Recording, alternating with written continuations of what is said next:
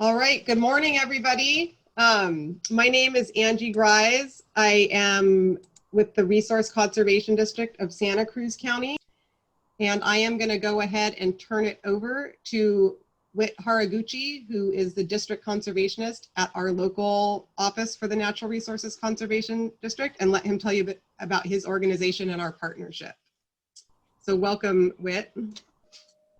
Everyone. Yeah, let me just introduce myself. My name is Whit Haraguchi, District Conservationist for NRCS, Natural Resource Conservation Service for the county. I want to just acknowledge everybody affected by the fire. We appreciate you taking the time to come to the webinar. I too, if anybody's out there has lost a home, I've lost a home twice in my life, so I understand the fortitude and strength and perseverance that it takes to push on and stay educated on this road ahead for everyone. So, but that said, I just want to say this presentation is hosted by the RCD of Santa Cruz County and San Mateo County as well. The NRCS, we're a federal agency of the USDA Department of Agriculture. We work directly with the RCDs and counties all over the US to pretty much help people help the land. We grew up together, so to speak. We started during the Dust Bowl days in the 1930s, and we strive to help people understand the natural resources all around them and share ways so that we can help you conserve natural resources. Like the RCD, our goal is to provide free confidential site visits to look at your properties affected by fires and other impacts that help you come up with other ways to address those resource concerns. I'll be available afterwards for questions, so please reach out. We're here to help you. And I now hand it back to Angie. Angie is the communications specialist at the RCD, and she heads up our the rural roads and erosion control programs. And yeah, Angie, back to you. Great, thank you so much, Whit. I have one other person I wanted to introduce from the Conservation District, and that is Matt Abernathy. And are you there, Matt? Yep. Good morning, everyone. Perfect. And Matt will be holding up we'll be doing the Q&A for us with everybody. So without further ado, I'm going to turn it over to our speaker, Matt Weld.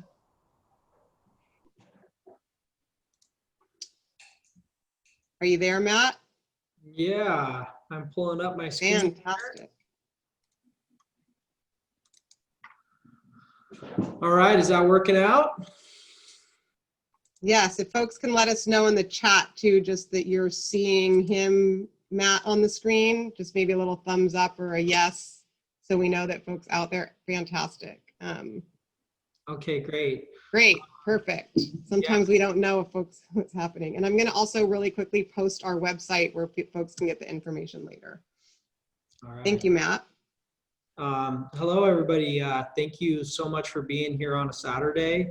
As Whit said, our thoughts go out to those of you who've suffered damages in the fire. Appreciate you taking the time to be here today, and I hope that this discussion can help mitigate any potential further damage moving forward into the winter. We're going to talk about maintaining drainage and erosion on private property and roads under post-fire conditions. It's a big topic, and there's a whole lot I'd like to say. We're going to move through it pretty quickly, mainly just try to introduce you to some concepts and some options, give you the big picture about what might be appropriate actions and things to avoid. So my name is Matt Weld. Again, I'm a civil engineer, born and raised in Santa Cruz, California, and I've been consulting here since 1996. And even before that, working through the hills as an assistant land surveyor since junior high school. So I'm pretty familiar with the area. My company, Waterways Consulting, we are civil engineers, land surveyors, and geomorphologists.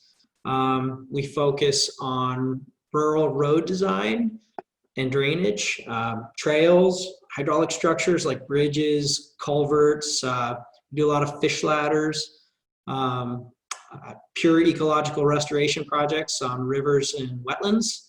And then we do a lot of sediment control plans, typically for large properties, agricultural, mining, and forestry interests, things like that. And then, you know, a lot of our clients are states, counties, and nonprofits. We do residential work, but typically just in the Santa Cruz area here. Also, just want to let you know, I'm in this with you. I still live in town here, and this is a picture of my house in Boulder Creek, where I've got a nice little debris flow chute now pointing right at my backyard. I'll be there right after this meeting, trying to deal with it.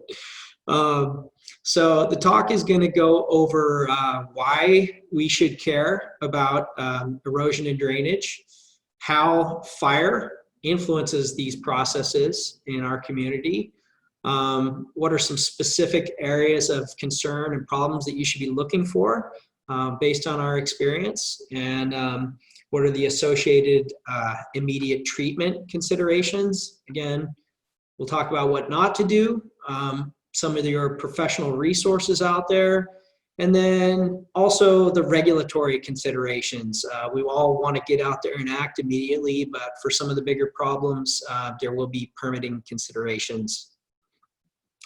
So I know you all care or you wouldn't be here today, but we'll quickly go through the list of items that come to mind when I think about erosion and drainage.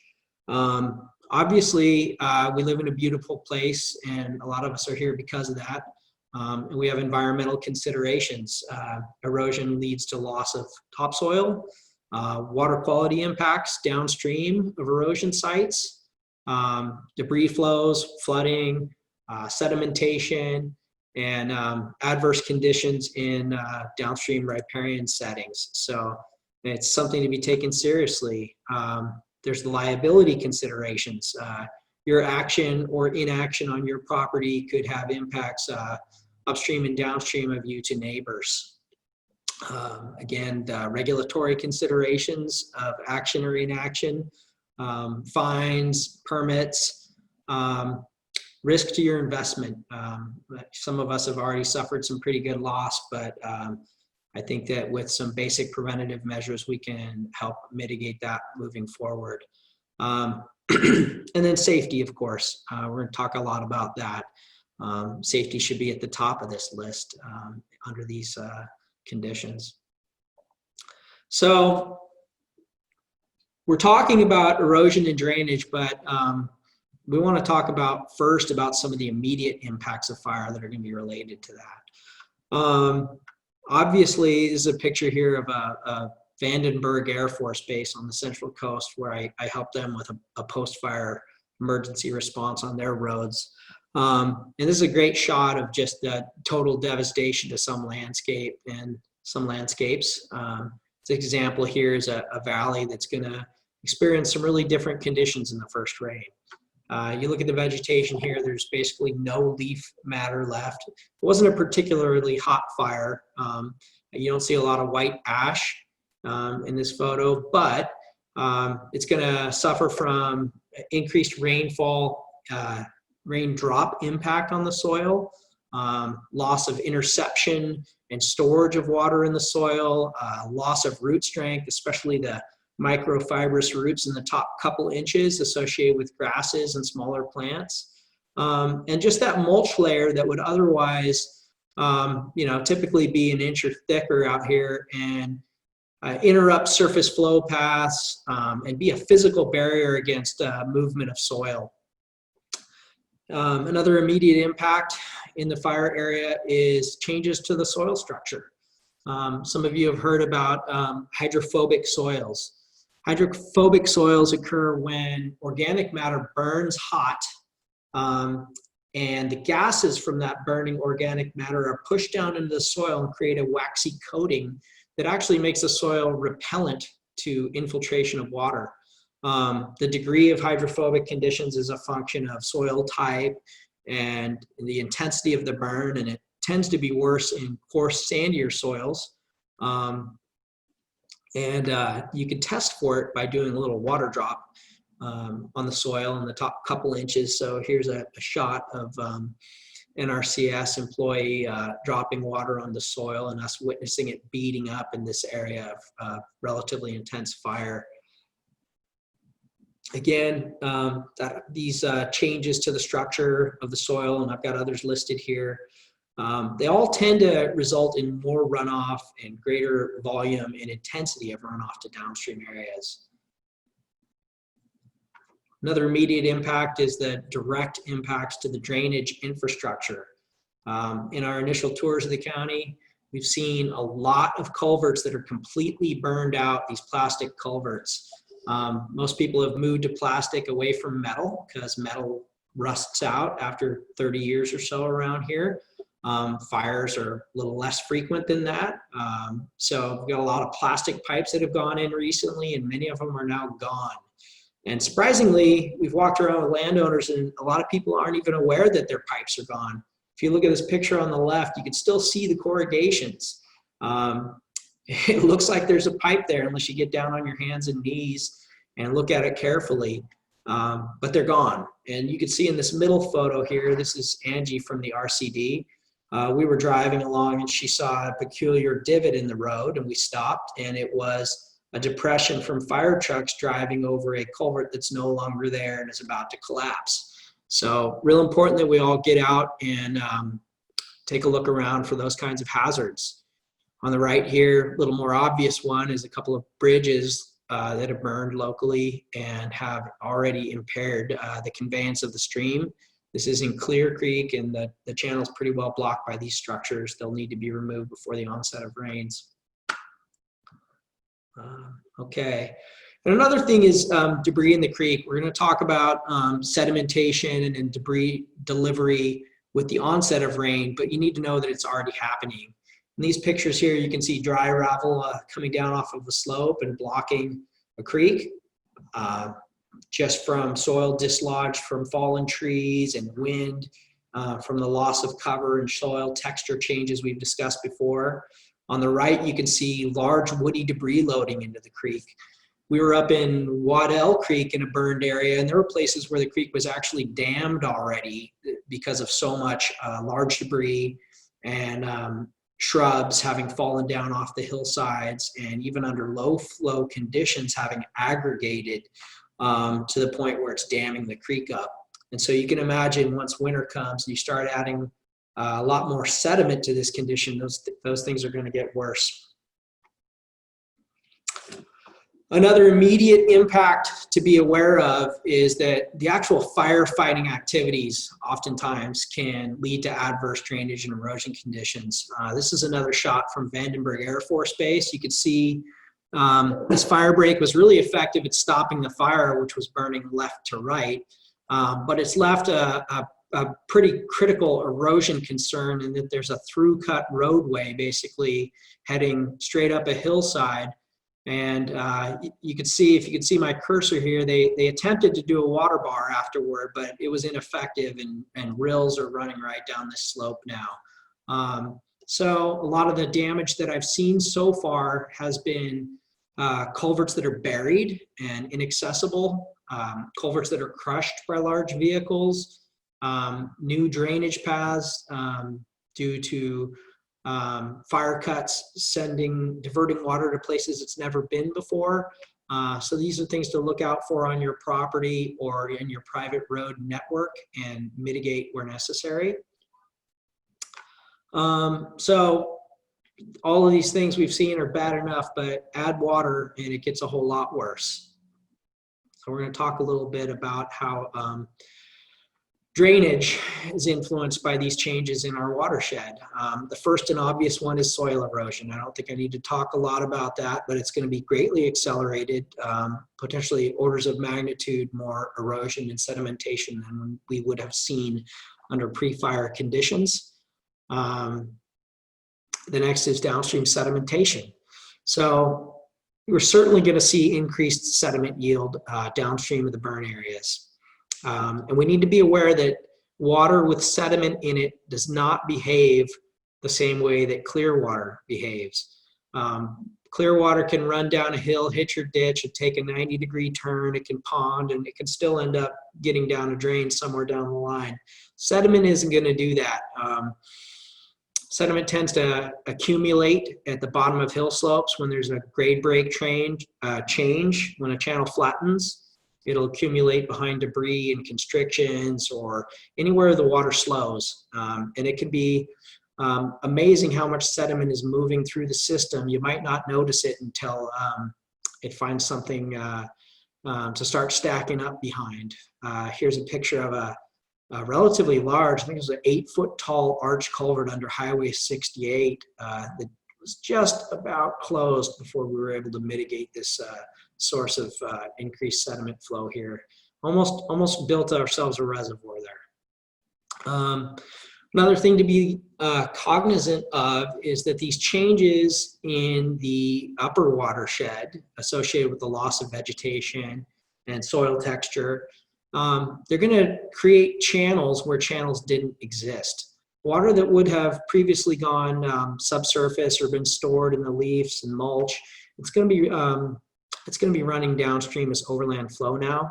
So you're going to have new channels. You can look at this relatively simple drainage network in an unburned condition schematically, and then down below you can just see the drainage network gets a lot denser.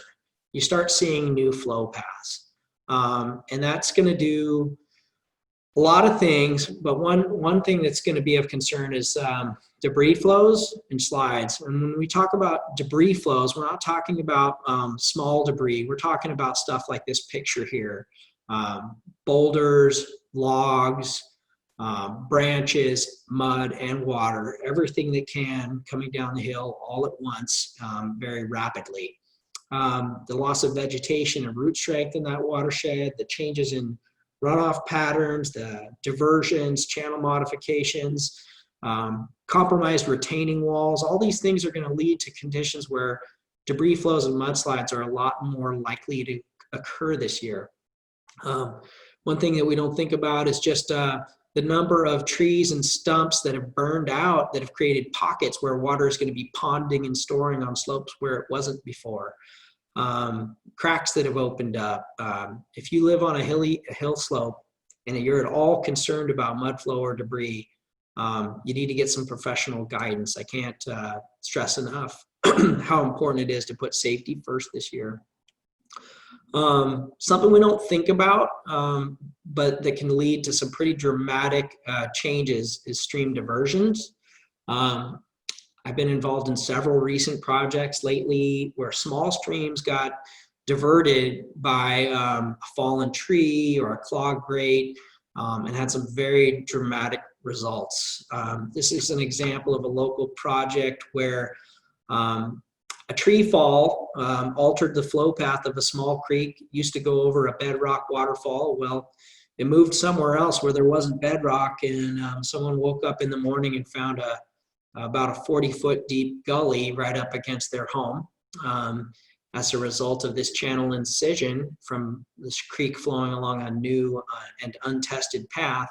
And the effect of that was felt not just at the site here, the photo on your left, but downstream. And then upstream, where a neighborhood road just about became a waterfall.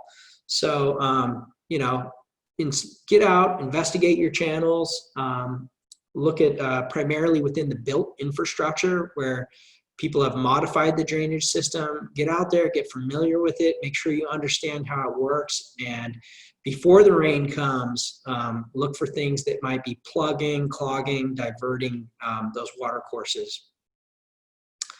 I really want to stress that facilities that may have been designed by professionals that may have been there for decades and functioning just fine, like this bridge here that I designed to be 2 feet above the 100-year water surface, won't be adequate after a fire. This is that same bridge. It had about a 1/4 mile of debris and wood stacked up behind it after the Thomas fire in Carpinteria. It was just amazing the things that happened down there. So don't underestimate the forces of nature, and don't think that just because your drainage system has worked for you in the past that it's going to work for you this year. more wide scale, and in lower lying areas, we're going to expect to see some flooding and stream bank erosion as a result of these changes in hydrology. So if you're on a creek bank, be aware. We're going to have increased, for a given amount of rain, we're going to have more runoff this year. We may have plugged culverts and bridges that give way all at once and lead to little flash floods. And then with the debris associated with these events, creates something called a bulking factor. And so you have essentially the water surface elevation for a given flood is going to be much higher when it's carrying sediment, logs, and debris than it would otherwise be. And that can be really, really significant. So what do you do about this stuff? Again, safety first. We want to say, before you get out on the landscape, be certain that the fires are out. You don't have smoldering stumps. Be aware of things like propane tanks, burnt lids on septic tanks, the missing pipes that we've seen in some of these pictures. Just use a lot of caution, be aware of contaminants, and if you have questions, get some help. Don't put yourself in a dangerous situation. Next, we want to really encourage you to work with your neighbors to inspect and get familiarity with your neighborhood drainage system, especially those of you who are on road associations. And also, as you're seeking help from the various resources, if you can do it as a group, it's going to be much more efficient. I know that the county is working with local professionals to set up kind of a regional approach to design and analysis of some of these concerns in the interest of efficiency. And so, if you've got a group of neighbors who've all lost your homes, it might make sense to all, for instance, coordinate with one geotechnical engineer or one bridge designer in order to effectively get this stuff addressed as soon as possible. I want you to get out there and mostly just get familiar with your system.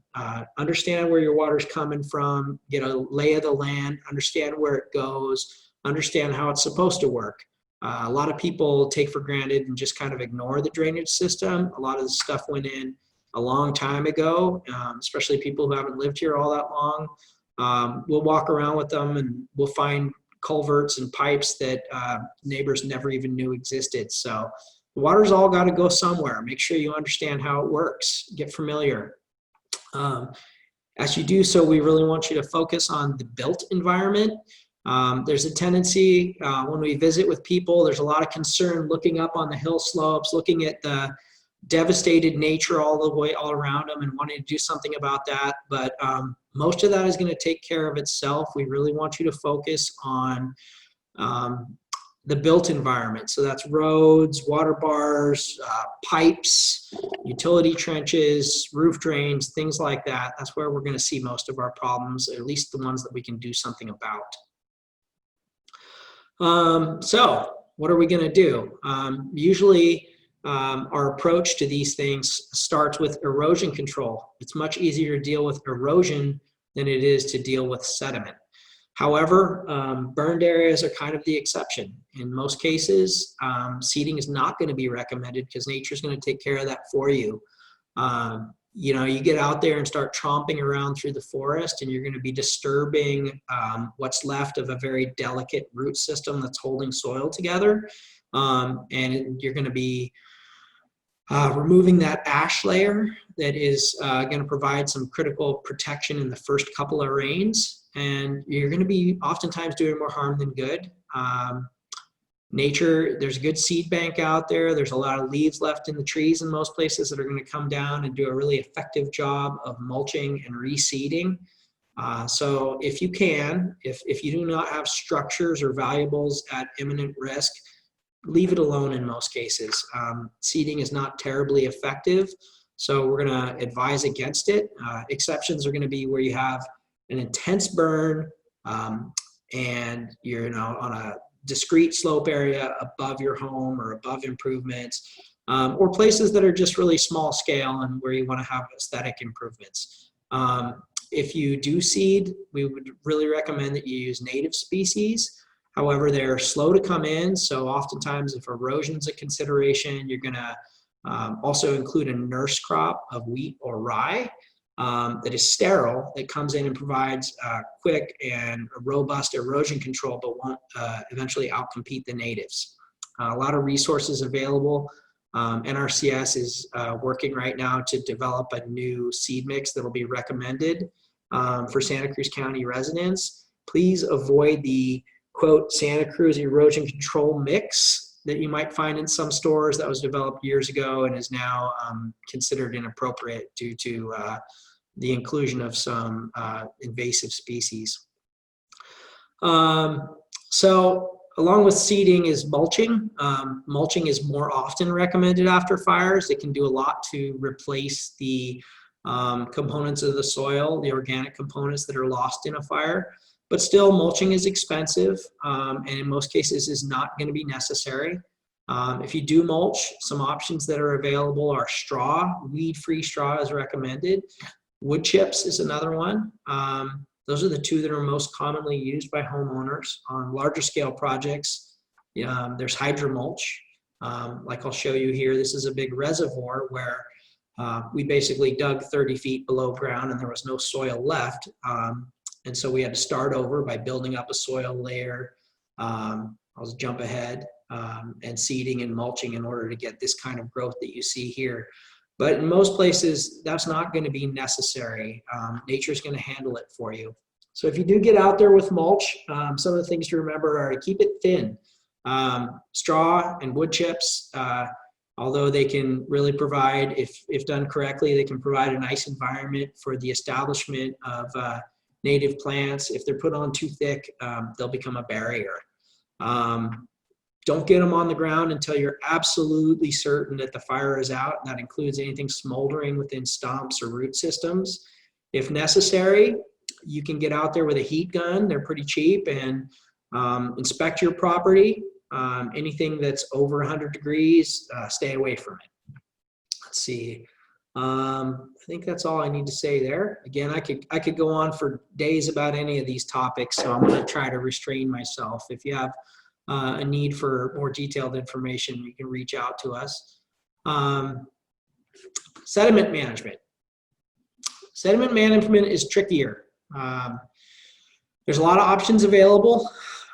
Even professionals get it wrong half the time. So again, I'm going to say everybody wants to run out and put fiber rolls and blankets on everything. In most cases, it's going to be a waste of money and time. Really hold back if you can and reserve that for only the most critical sites. Some of the options that are available are fiber rolls or contour felled logs, which are logs placed on the contour parallel to the slope. Straw bales, slash or lop and scatter, which is where you take branches and twigs and leaves, preferably from already fallen damaged trees, and scatter them randomly on the slope. That's going to be my favorite because it's relatively free. You'll see here an example of fiber rolls installed properly. You'll note that they're staked very regularly. They're within a furrow. They're on the contour. They're not within the flow path. They're there to intercept sheet flow periodically as it makes its way toward a channel of concentrated water. And they're working, and grass is getting established and sediment is behind them. Similarly, this silt fence was keyed in nicely. It's got stakes holding it up. It should be, if you start to see a silt fence look like this, dig it out though. It's a lot more silt than they're designed to handle. But more often than not, most of the time, these two things that you see here are a complete waste of time and money because people put them in incorrectly. And here's one example of that. If they're put at the top of the slope, they'll actually become curbs and concentrate flow. And that concentrated flow eventually has to go somewhere. So it's completely blown out the slope here. Absent the presence of this fiber roll, water would have sheet flowed over the bank and been just fine. So, you know, if you do use these things, make sure they're installed properly. There's all kinds of online resources to help you there. Use native materials or use materials that are biodegradable. Absolutely avoid the use of netting. I've seen lots of reptiles and birds caught in plastic netting due to non-biodegradable structures. As the fiber roll degrades, the net stays there. If you have a extreme need to capture sediment, some of the measures would include sediment basins or sediment deflection walls. Those are things that I absolutely don't recommend that you undertake without the help of a professional. A lot of things can go wrong. There's another example of fiber rolls installed and just about everything's wrong in this picture. You have plastic netting, they're in a flow path, they're not staked regularly enough, they're not dug into a furrow, and they're doing more harm than good. You can see water flow sideways along here and dug up right underneath them. Oftentimes water will go over the top of them, make a scour hole. Lots of things can go wrong. So again, unless absolutely necessary and unless you do your homework, don't waste your time and money on things like this. So we're going to jump ahead to some little drainage considerations commonly found around the home. This picture here is a good example of something. I've been involved in way too many projects that started because water got caught in a recently constructed and poorly backfilled utility trench. If you have trenches running up hills, especially recently constructed, a lot of us lost water lines or other utilities. Be sure that they are backfilled and compacted properly, that there are berms periodically to keep concentrated flow off of them, and that they are mulched so that they don't become gullies or streams.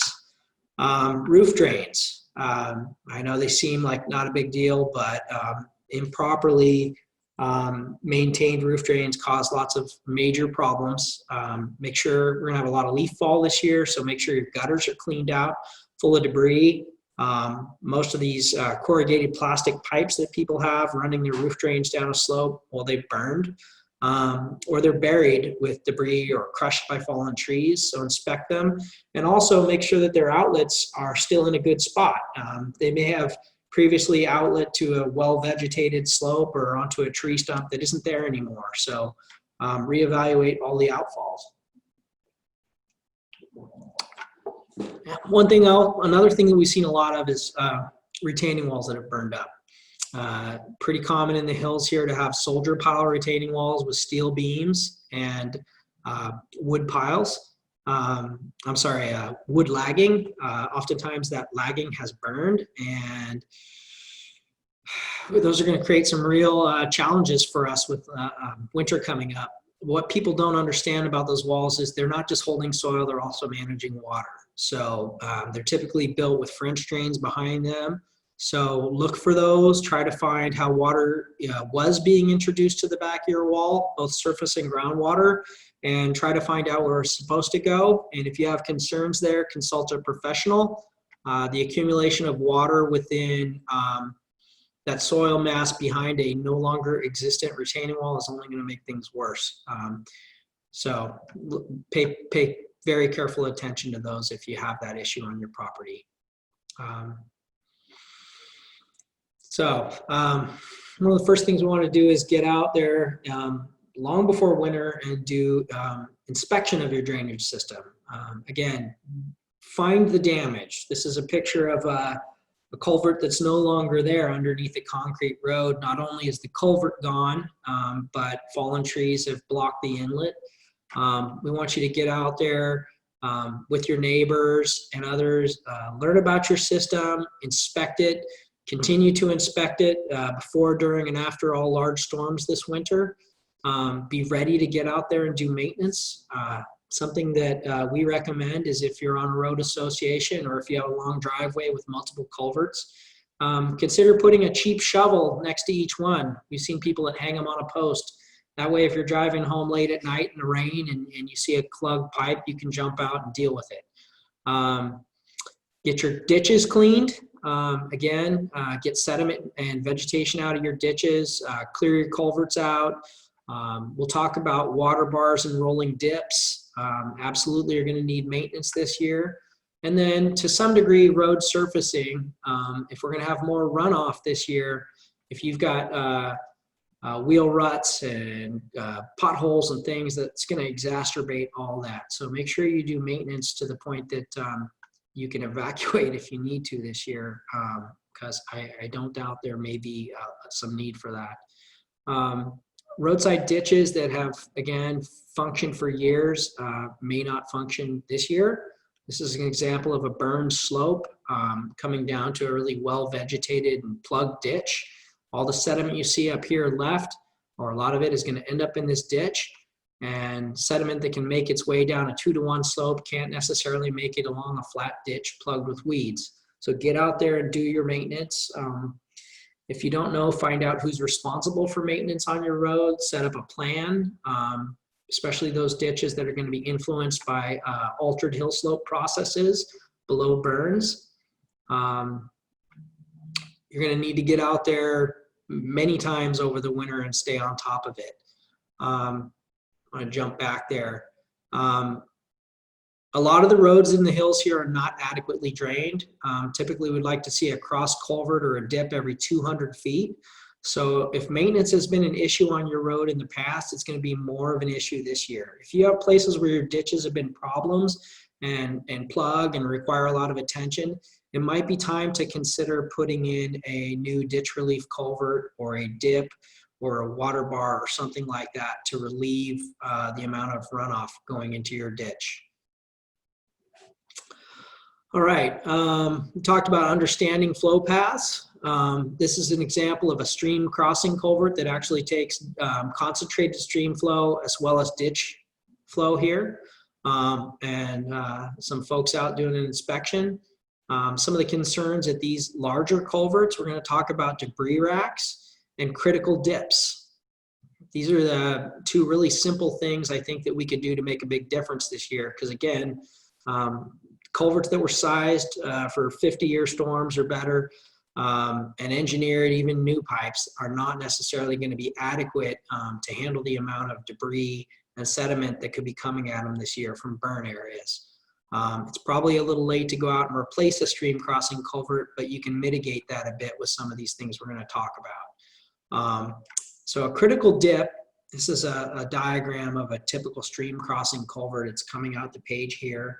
This is the road fill prism. What we like to see on these stream crossing culverts is an alternate flow path in the event that this pipe plugs. So if it plugs up here with debris, water's going to go over this low spot in the road along the edge of the fill prism instead of right over the top of the fill prism where all this dirt would be lost. So when we talk about critical dips, that's what we're talking about. A water bar, I think everybody's familiar with that. It's a mound of soil and a little dip that gets water off the road. Ideally, these are placed periodically on, seldom used dirt roads and before each stream crossing culvert so that sediment generated from your road does not end up directly in the creek but has a chance to filter out. A rolling dip is just a water bar times 10, much bigger, more resilient feature where the road surface itself for about, they vary in size and scale, but basically they're large enough that they can't be knocked down from wheel ruts and things like that. They're more persistent and put on dirt roads that are used more often, whereas a water bar is really for, maybe a single residential driveway or something that doesn't get a lot of use, or a forest road that's decommissioned for the winter. So we talked about debris racks. That's probably the best thing that you could do on a lot of these culverts. A debris rack is something that catches sticks, leaves, logs before it gets into your pipe. I said leaves. In most cases, we don't want to catch leaves. The goal is the bigger stuff. And that's really important because if you have a 24-inch pipe, you want to make sure that you have openings in your rack that are 8 inches to allow anything that can fit through your pipe to get through your pipe. You don't want your rack to be so small that it plugs easily, and you don't want it to be so close to your culvert that it doesn't allow an alternate flow path. Again, I've been involved in some pretty crazy projects that were the result of well-intended debris racks that got plugged. This thing on the right here, this is a 48-inch pipe down here in tatters. at the bottom of what became a multi-million-dollar repair, all because the inlet to that pipe,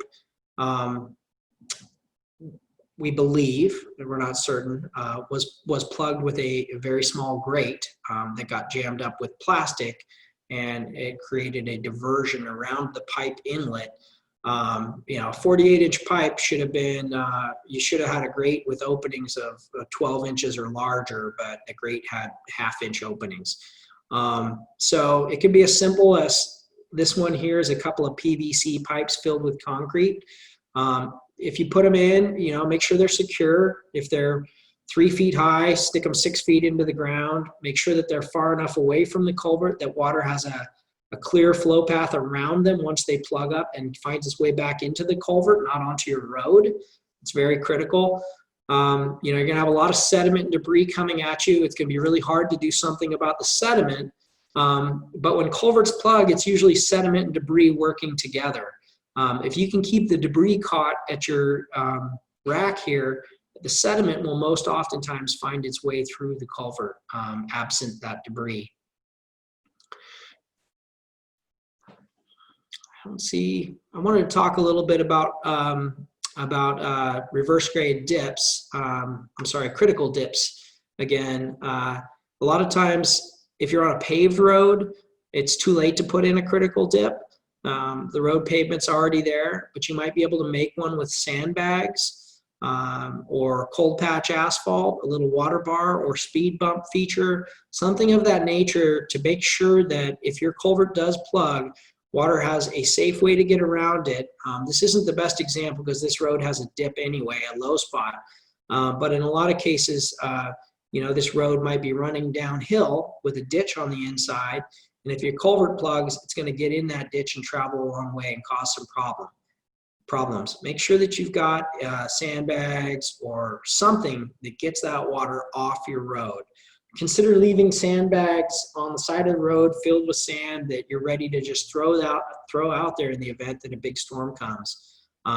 It's one of those sort of stitch in time saves 9 things that can really help mitigate a major loss of a road fill that could take months or years to replace. In the 16-17 winter, we dealt with several large-scale culvert washouts, you know, that resulted in people unable to drive to their homes for 2 years while we went through the permitting process to get those things reconstructed. When it comes to stream channels, you know, basically we're going to say get out of the way. There's a few exceptions.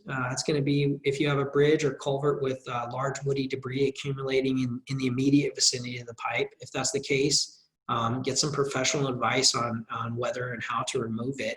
I want to stress that in most cases, large wood is going to provide more benefit than harm in the creeks, not just for habitat, which is pretty obvious to most of us these days, but also for the stability of the creek. A lot of the problems we're dealing with in terms of bank erosion and creek instability are the cumulative result of wood being constantly removed from the creeks and the creeks incising or lowering and then destabilizing banks. So really, please don't get out there and remove wood if you don't have to. I know that's one of those things, it's just human nature. We go out to so many job sites where there's a problem and someone says, I don't know what happened. I've been cleaning this thing for 40 years. You know, it's just hard to tell them that's why they have a problem. So try to leave it there if you can. During storms, again, monitor emergency alerts and be prepared to get out of there. Emergency alerts might not cut it. We've got a lot of small watersheds and variability in weather patterns here. If you're in a place where you have a concern, you know, think twice about just not being there during the first couple large rainstorms. We're going to talk about things not to do. Again, don't ignore evacuation warnings. We've all seen where that can go. Avoid excess clearing of vegetation. A lot of the stuff that looks dead is adapted to fire and will sprout again from the stumps.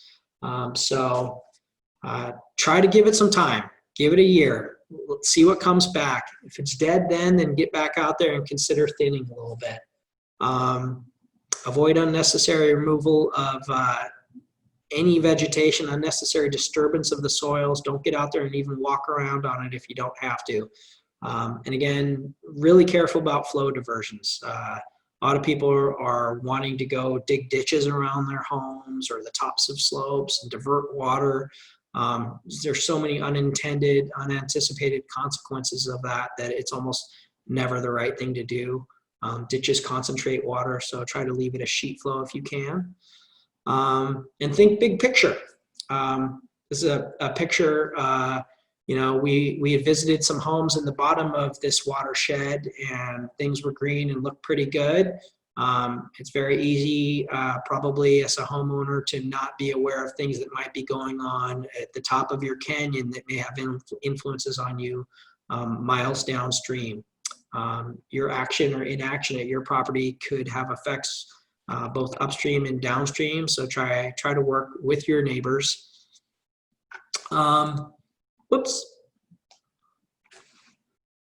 Consulting with professionals. I've said many times here that where expense is high or there's risk to infrastructure, we're going to recommend that you talk to some consultants before you spend a lot of money or effort. Here's a list here. This obviously I'm not going to go through all this, but these are the types of professionals that you may need on your project. The RCD's got a list of recommendations for these kinds of people. The geologist is probably the one we talked about the most today. Debris flows and landslides. If you have concerns there, that's the person you want to get in touch with, or potentially a geotechnical engineer. As you look to implement some of these repairs, you may be talking to everybody on this list. And then also be aware, there's a desire to get out there and act right now. But if you're moving dirt, clearing vegetation, a lot of times a permit is going to be required. It's a function of your proximity to waterways or other sensitive resources, the size of the project. Building permits are going to be required for structures like these burned retaining walls and bridges, or projects that drainage projects that might create impervious area like pavement. So be aware of this stuff. Again, the RCD is a great resource to help you out with that. Running out of time here. So takeaways that I hope I've left you with. Safety first, that's the big one. If it's not safe, it's not safe. So don't take any chances out there. We've talked about general erosion concerns here, but I want to stress that these are not going to address, they may to some degree mitigate, but they're not going to protect you from mudslides and debris flows. So if those are concerns, educate yourself and seek the advice of professionals. When it comes to soil erosion on the natural landscape, less is more. In just about every case that I've seen in the county here, I've advised people to just stay off the slopes and leave them alone. Seeding and mulching is really not going to be appropriate. I want you to know that just because your drainage system has worked as long as you've lived here doesn't mean it's going to necessarily be up to the task of handling conditions this year. So think about what you can do to improve it, stay on top of it, inspect it, and do a lot more maintenance than you've done in the past. And then again, we talked about some general ideas here, but every single site is unique. If you have questions, seek help. I think that's it. So thank you. Open it up for questions. Great, Matt. Ooh, hold on. I'm just going to get back here. Great. Thank you so much. I don't know. Let's see if we have the right view going on here. So thanks so much. Matt Abernathy has been collecting questions for us. I would like to just quickly, right before we do questions, do a little poll for folks. Just kind of an idea of who's on the call. I'm going to launch a poll and just asks where your property is located. So I'm going to go ahead and just do that while Matt kind of gathers the questions that he's going to ask. The last thing, I'll go ahead and launch the poll. You can do that while I'm talking, is that if we can't get to all the questions, we are collecting the questions from all of our workshops, and we will get answers to those, and those will be posted in a sort of Q&A sheet on our website.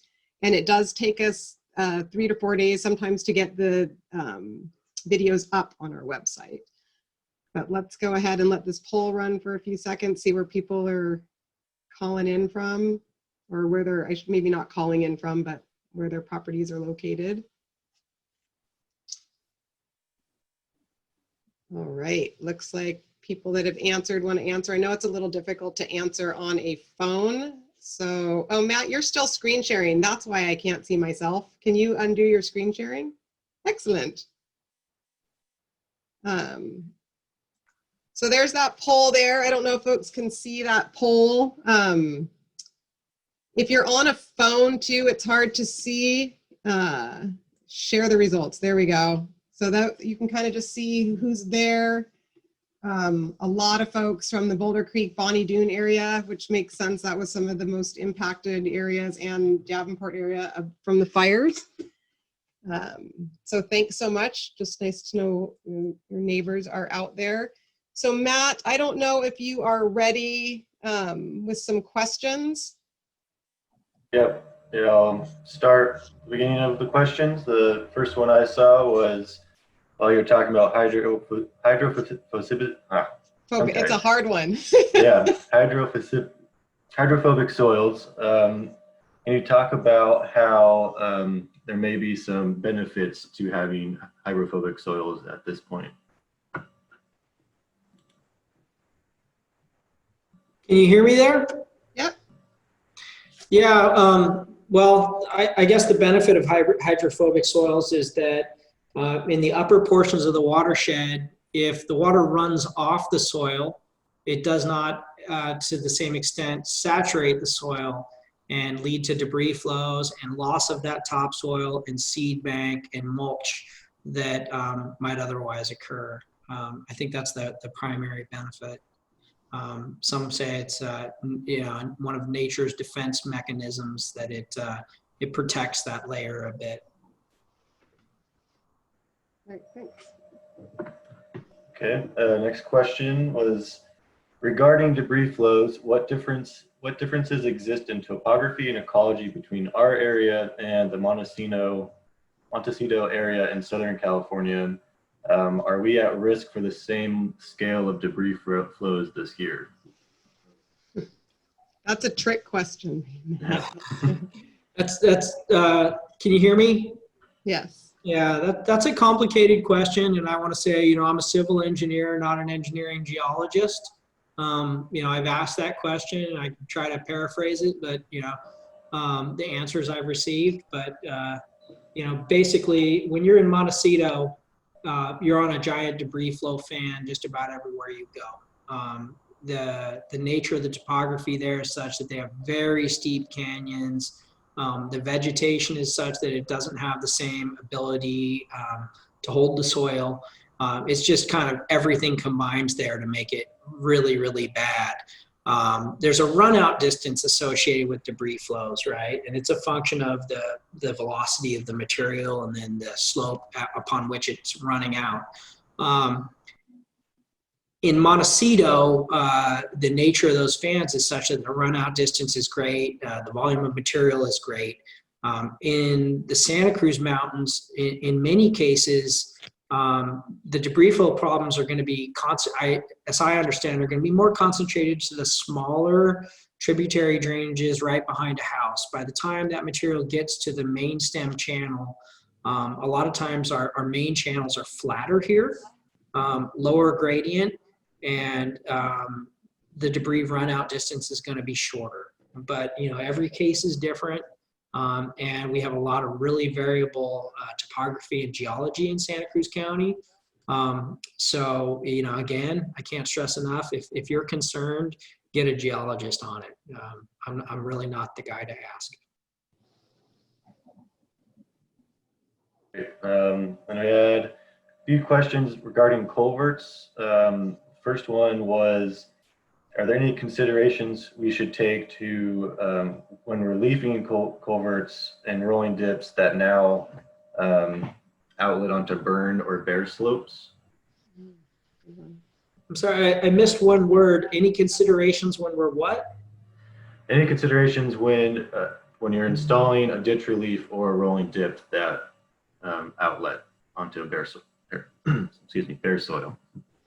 Absolutely. I mean, a rolling dip, you know, the outlet is always a concern, but more so if it's on erosive soil. If it's a temporary feature and it's discharging onto erosive soil and it's only going to be used in emergencies when your culvert is plugged, you might do things to armor that outlet.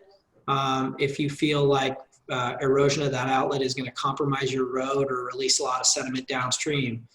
Some things that I've done is use a pond line or chute, for instance, that's held in place with sandbags, or actually create a rock line channel using, you know, rock that you can carry by hand, placed over some geotextile fabric to create an armored overflow path, absent good vegetation. A lot of times, though, it's really about the geometry, and it's kind of complicated. You know, a culvert that is plugged and overtopping on a reverse grade, on a critical dip, yeah, even under most consideration, most cases where there is vegetation, it's expected to erode. It's just supposed to erode a lot less than if it overtopped over the center of your fill prism where the fill is the deepest. So if you can get it off your fill prism and direct it to the margin of the fill, a little erosion is acceptable and a lot better than losing your whole fill and your pipe.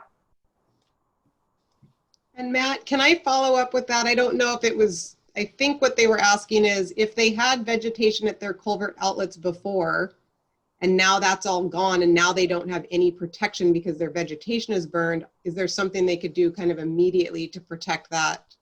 I believe that was part of the question. Yeah. And you sort of answered it, but we're telling them to stay off the slope. So how do we, you know, what would you do in that case? That might be a case where that's infrastructure and you might want to get help to add a. Yeah, it's really going to vary by site. It's going to be dependent on the size of your culvert. You know, if it's a ditch relief culvert, a small culvert that discharged over a slope, say down to a creek from your road, some options that exist are, you know, temporarily putting a chute in place or a half culvert or flume. If it's a very small culvert, small diameter, you can buy flexible pipe that you can put over the end of your pipe and then stake it in place to run it down the slope. Or if it's, you know, if time and money are short, that might be the case where plastic is appropriate. We almost never recommend plastic, but if it's a discrete location on a slope where you're trying to mitigate concentrated flow, sometimes that can be the best way to go. You know, if you want to send me a photograph of your situation or get the RCD out there to take a look, we could give you some more specific advice because I'm reluctant to steer you in the wrong direction without knowing more details. And I'll just follow up with on our site visits that we're doing, and we've started those over the weekend. Some of you might be getting calls from us. We have visits starting to schedule for next week, and we've done some already. Matt comes out to some of those places where folks have private roads and are maintaining and managing culverts themselves. So we can certainly get some advice to you. And if you have those situations, when we give you a call or an email to schedule a site visit, make sure you let us know that so we make sure we have the right staff out at that site visit. And moving next question. We had a question about how does seed help erosion on steep slopes?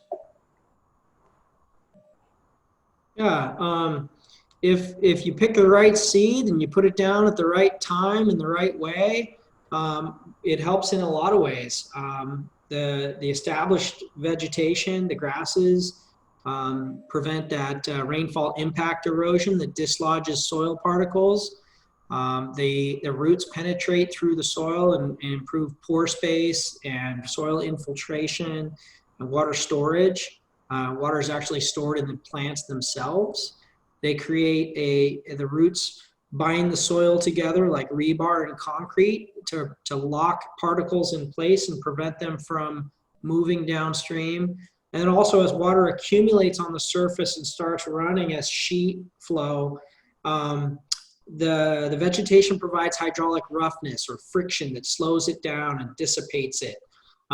So yeah, it can be, it serves a lot of purposes to help lock soil in place. Again, it can be hard to get it on a steep slope. That's where it's needed most, but that's where it's most challenging to place it and to establish it.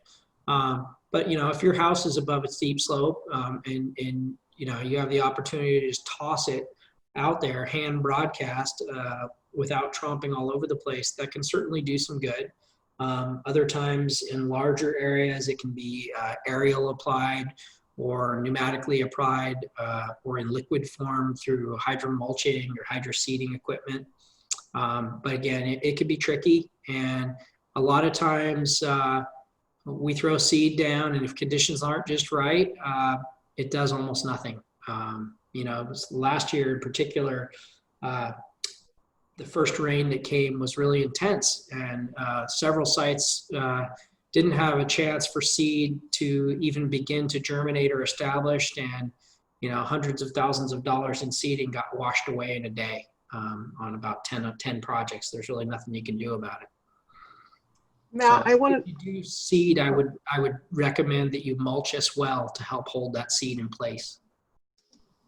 And Matt, most of the site visits that we've been out to, we were not recommending seed, and there were steep slopes. So I'm just curious to know, was that because we just didn't think it was going to get established, or the kind of existing root mats that are in place are going to do a better job because of it's unlikely that seed will get established? I don't know if you could just address that really. Combination of things, but yeah, in most places there's a native seed bank that's already there that's going to do a better job than the stuff that we throw out.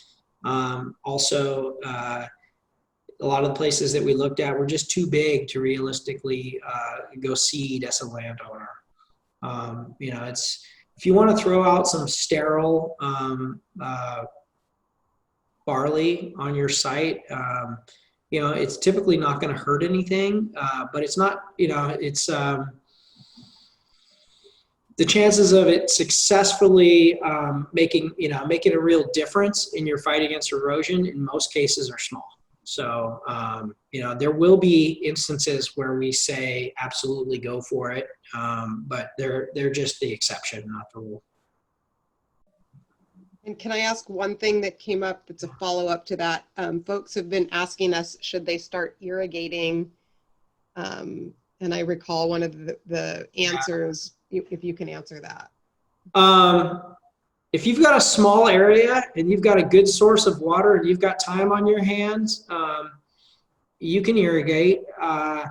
You have to be careful. A lot of times irrigation systems can focus water and cause more erosion than anything else. If you walk away and forget about it, next thing you know, your soil's saturated, you're actually causing rills and gullies. The other concern, more often, I'll specify a seeding of a construction site. And we always seed construction sites because we've turned everything upside down and there's no seed bank. We have to.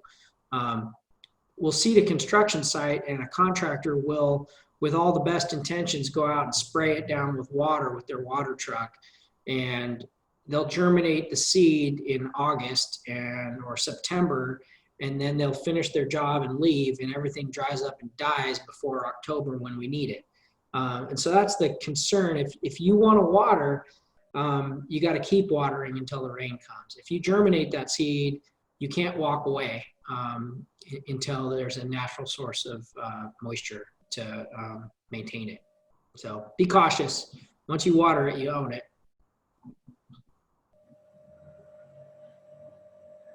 All right, well, I think starting to see questions are starting to get a little more site specific, and did have a question about how they can get in contact with you, Matt, and then a few questions about how to fill out our form, which is on our post-fire recovery page. If you fill that form out, depending on your needs, will dictate which team comes out to see you. But if Matt, you have a contact that you want to share, then maybe the rest of the questions will answer throughout the week. Great. So again, when you do visits with the RCD, oftentimes I'll be coming out with Matt and Angie to project sites that seem appropriate or consistent with my skill set. If you want to reach out to me directly, again, the company is Waterways Consulting, and we're on the internet, wattways.com, and my phone number is 831-566-8486. But you can find us waterwaysconsulting.com. If you Google it, it'll show up.